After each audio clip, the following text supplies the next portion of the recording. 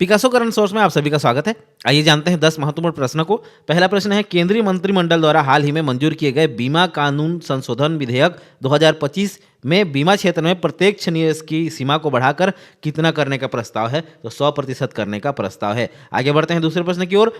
हाल ही में चर्चा में रही टेबल टॉप रेड मार्किंग तकनीक का प्रयोग किस टाइगर रिजर्व से गुजरने वाले राष्ट्रीय राजमार्ग पर किया गया? तो वीरांगना दुर्गावती टाइगर रिजर्व से गुजरने वाले राष्ट्रीय राजमार्ग पर किया गया, एनएच पर किया गया, है ना। तीसरा प्रश्न है, वर्ष 2025 का प्रतिष्ठित आईसीटीपी पुरस्कार किन दो भारतीय वैज्ञानिकों को प्रदान करने की घोषणा की गई है? तो टिटास चंदा और स्थितधि रॉय को प्रदान करने की घोषणा की गई है।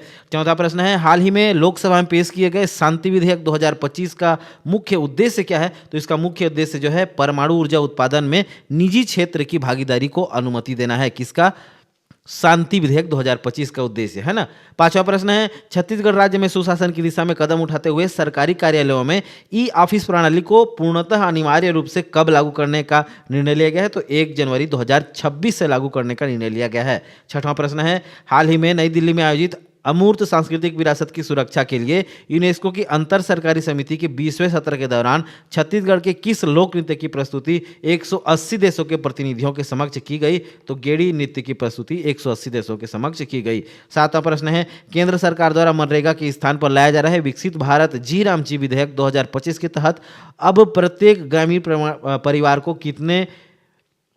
प्रतिवर्ष कितने दिनों की वैधानिक रोजगार गारंटी प्रदान की जाएगी? तो 125 दिनों की रोजगार गारंटी प्रदान की जाएगी। आठवां प्रश्न है, हाल ही में भारत द्वारा लॉन्च किए गए पहले स्वदेशी 1.0 gigahertz 64 bit dual core processor का माइक्रो प्रोसेसर का नाम क्या है? तो ध्रुव 64 है ना। नौवां प्रश्न है, प्रतिष्ठित शब्दकोश मेरियम वेबस्टर ने 2025 के लिए किस शब्द को वर्ड ऑफ द ईयर चुना है? तो स्लोप को वर्ड ऑफ द ईयर चुना है। 10वां और आखिरी प्रश्न है, हाल ही में स्टैनफोर्ड यूनिवर्सिटी द्वारा जारी ग्लोबल एआई वाइब्रेंसी इंडेक्स 2024 में भारत को वैश्विक स्तर पर कौन सा स्थान प्राप्त हुआ है? तो तीसरा स्थान प्राप्त हुआ है। पूरा वीडियो देखने के लिए विजिट करें YouTube channel Picasso GS research और पीडीएफ प्राप्त करने के लिए ज्वाइन करें Telegram channel Picasso publication Bilaspur. धन्यवाद।